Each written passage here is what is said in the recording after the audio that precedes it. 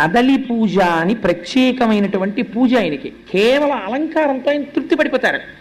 అరటి గెలలు ఇలా దిగేటట్టుగా అలంకారం చేసి, అరటి చెట్లు కట్టి, అరిటాకులేసి, స్వామి చుట్టూ కూడా లేత అరిటాకులు పరిచి, మీరు ఆయనకి బాగా ముగ్గిన అరటిపళ్ళు తీసుకొచ్చి అక్కడ పెట్టారనుకోండి, ఏదో ఒక రూపంతో, మీకు ఈ కంటికి కనపడిన రూపంతో రాకపోవచ్చు, మీరు గుర్తు పట్టలేరు, కానీ ఏదో ఒక రూపంతో ఆయన వచ్చి తీసుకుని వెళ్ళి తీరుతారు.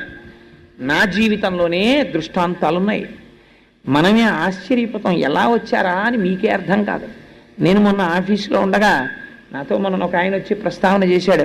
అయ్యా ఏమిటో తెలియదు కానండి, నాకు రామాయణం వింటే ఒళ్ళు పులకరిస్తోంది ఈ మధ్య. రామాయణం పెట్టగానే కోతులు వస్తున్నాయి మా ఇంటికి, నేను ఏమైనా చేయవలసి ఉంటుందా అని మా ఆఫీస్కి వచ్చాడు. పాపం, నీ యందు హనుమ అనుగ్రహం కలిగిందయా, రామాయణం ఇలా ప్లే నొక్కగానే వానరములు వస్తున్నాయి.